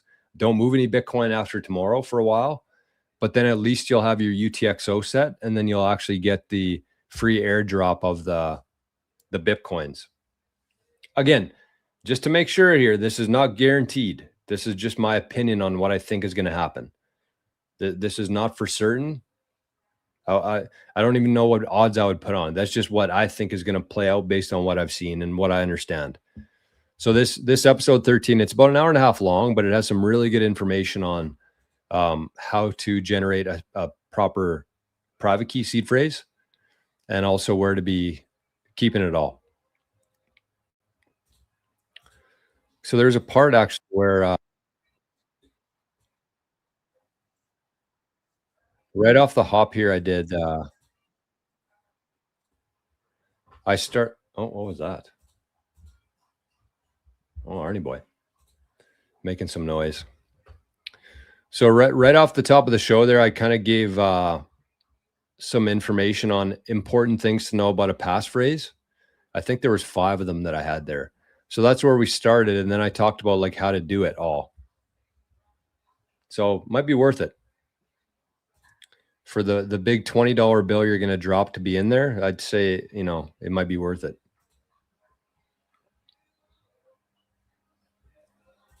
What's going to happen to those who ain't running BIP 110 if the majority adopts BIP 110? Nothing. There'll just be a couple different, the consensus of Bitcoin will have changed. But yeah, nothing's going to happen to you. There he is.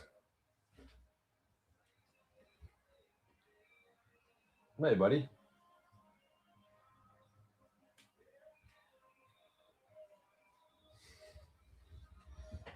Hey, buddy.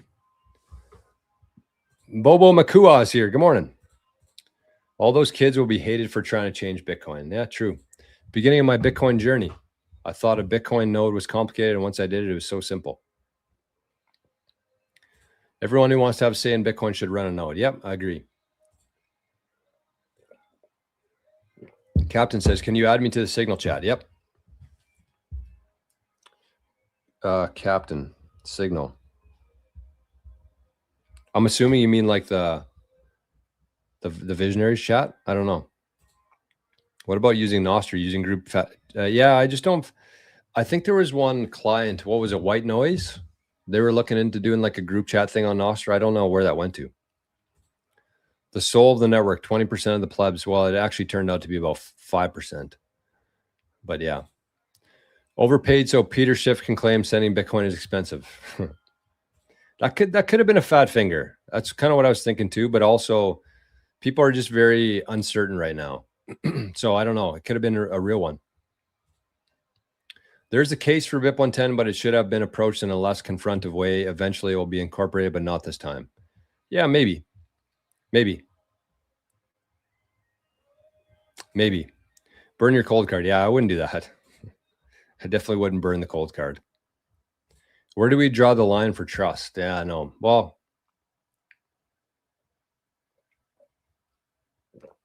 I think we've all learned a lesson this week that you shouldn't trust anybody. You shouldn't trust anybody. Good morning from Brazil. Look at that. It's an interesting profile pic. Good morning. Then they fight us. Core V30. Infiltrated. MicroStrategy. Selling paper Bitcoin for your real Bitcoin. Fiat VC funds funding influencers to push core. Andy Back running a mining Ponzi scheme, etc. Parrots. We got parrots everywhere. Heard this will be a soft fork, and a soft fork has never caused a chain split so far. I mean, I've heard a lot of things. Passport as a permanent brick or just a wipe after many wrong attempts? I think it's 15 wrong attempts. So I think I've burned through, it's either 13 or 15, but I've burned through all of them except for 2. So I still have it. It still works, but I only get 2 more shots, and I don't know what to do. Feels weird to email directly, more fishy at the moment. Yeah, it's just a shitty situation overall. Passport doesn't brick, it just wipes everything. No, it bricks itself. It bricks itself, man. Don't believe me? So I've seen it right in front of my eyes. I heard a soft fork can indirectly cause a hard fork depending on nodes and miners ratio. Well, no.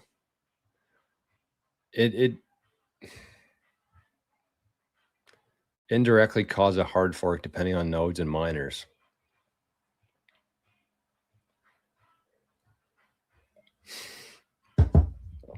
I don't know, man. It's going to be I'm actually really excited for it. I don't know why but I'm weirdly excited for tomorrow. Like I said, I think I'm going to be on Forrest's channel, or I'll probably stream to this channel too off of Forrest's. But either way, I'll be going live. If Forrest just wants to do his stream by himself, then I'll just do a live stream on this channel as well. But we'll definitely be witnessing history tomorrow together. That's good. It means you can still use a drawer. I mean, I could, but I still need to guess the right pin code, and I only have 2 attempts left. And I've tried all the pin codes that I could think of. So, will we get airdropped the new fake Bitcoin coins in our cold wallets? No, that's not how it'll work. You'll have to actually enter your private key into a wallet that has the Bitcoins. So I don't know what Sparrow's going to do with it. I'm wondering if there's a way that they can do it, easier for people. But from what I understand, you're actually going to have to enter your private keys into a different wallet, which I also don't know if I trust necessarily. I don't know. Is the juice worth the squeeze? I don't know. Okay, I'm going to do a quick wallet check here, and then we're going to hit the road because it's Friday, and we got our Maple Bitcoin stream right away. And I'm sure that's going to be a good one today. I know it's me and Forrest for sure. I don't know if Rajat's going to be there.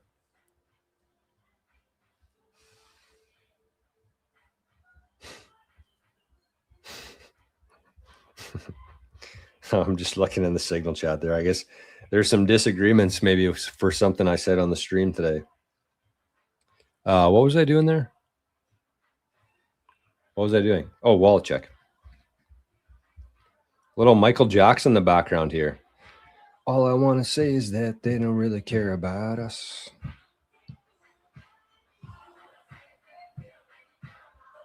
We got Duncan. Oh, we got a big one from Sindeezy. A fat Sindeezy's app came through the wallet. I'm thinking this was Sharon B as well. A Sharon B's app came through. That'd be my best guess. So we got Maria, we got the Commoner, we got Chuck, we got Bad Gal B, we got Cypher, we got Sats and Sunsets, David T. Gonna guess this was Sharon B. Mark, 6'5" Sats with the biggest one of the day so far. Maria, Plural, Joshua, Sindeezy, and Duncan. So thank you to all. Thank you to all, and to all a good night. Isn't Arnie a girl's name? No. Arnie? I've never heard of a girl named Arnie. Arnold, that's what it's short for. Arnold. Arnold Palmer, the king himself. King Arnie. Arnie's not a girl's name. You're crazy. Paradigm. What is the appropriate node to run? I understand the importance of it. I just don't know what the correct one to use is. So I've been running knots ever since the whole knots versus core fiasco earlier, or was it late last year? I don't know when it was, but I've been running core, but, I've been running knots. And I'm not going to do anything today. I was going to switch to core this week, but I just didn't have time to do it. But when BIP 110 fails, I'm guessing Luke isn't going to be maintaining knots anymore. So I'm going to be moving back to core. And I don't know yet if I'm going to do V29 or V30. I haven't really decided that yet. I'll probably just do V30. I don't know. The whole thing's been pretty overblown in my opinion on that whole thing. So probably your best bet is just going to be to run a core, Bitcoin core again. After everything we went through here, it's just going to be back to where we were, which is the really unfortunate part because knots was a really good idea. We need more implementations. Ocean was a really good idea. We need more miners, especially the way that they were doing it. And yeah, it sucks. It sucks. It's not parroting, just sharing facts. BIP 110 restores Bitcoin to what it was 4 years ago. Just because we can't rely on trust anymore, it solves a lot of things. Maybe. That's I disagree. Is the shit worth the show? Good question. Is the shit worth the show? Okay, let's get ready for our raid here. Let's do a raid here. See who's live. What's Rajat's excuse? I don't know. He might be there. He might be there. I don't know. Just living, I guess. We've done pretty good though. In the year and a half that we've been doing Maple Bitcoin, I think we've only missed one show, and it was on Boxing Day. We've only missed one Friday show. So if one or two of us can't make it, the third guy always makes it work. Pretty good team. What was I going to do there? Oh, Rumble, raid. Squirrel, hey, Sin. Hey, Sin and Sin's wife. Squirrel got me. Hey, we're the top show again in finance and crypto, ahead of 24-hour XRP news. Woohoo!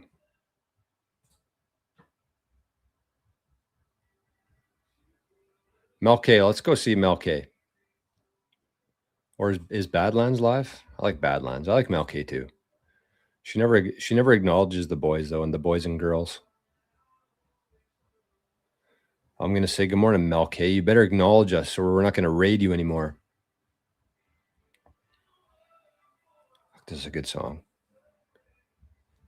And I just want to. All I want to do today is just sit in the sunshine, blare music, and drink beer. That's all I want to do today.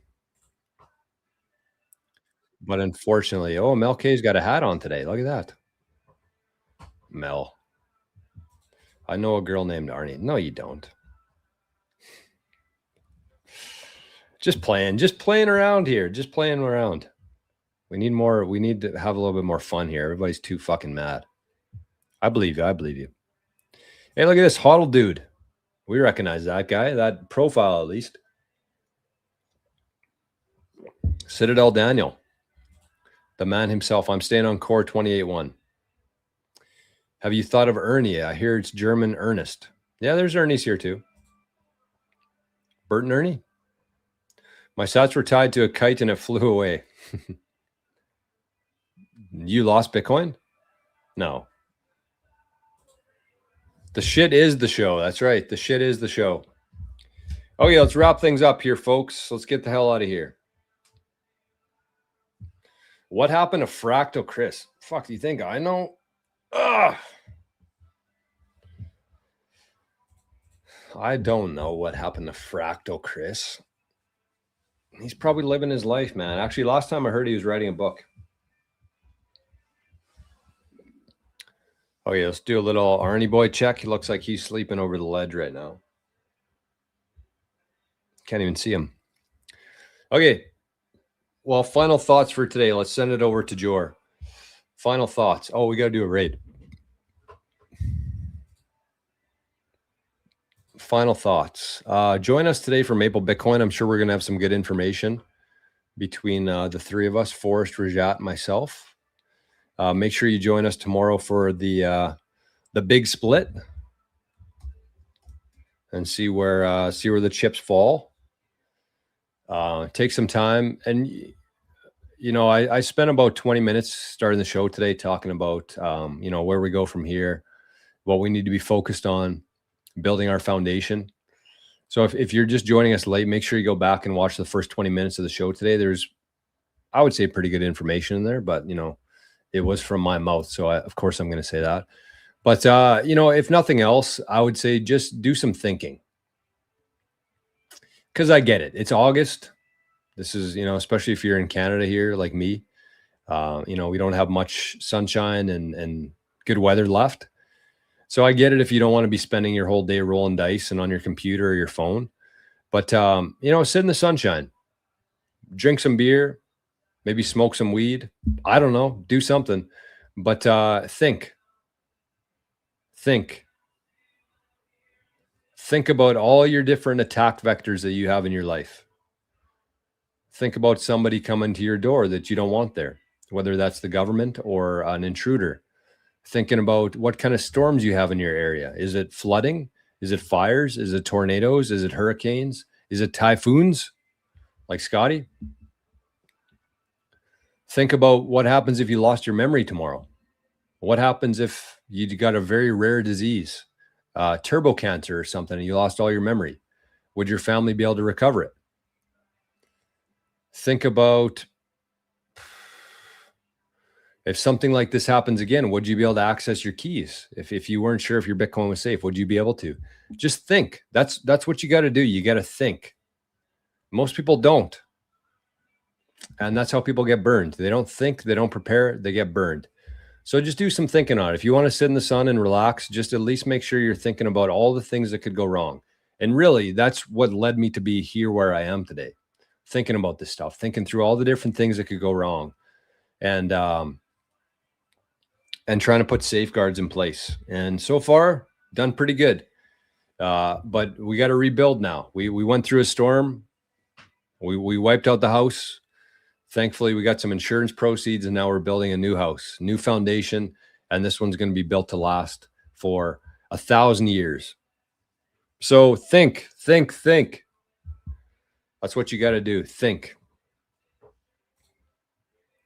Arthur says, I made a new wall with dice rolls on the cold card, but now I'm spiraling, wondering what other wall to get. No, just don't rush. Don't rush. If you did the dice rolls and you set up a good passphrase on there, you bought yourself some time. So just don't do anything rash. Don't do anything, or I guess I should say irrash.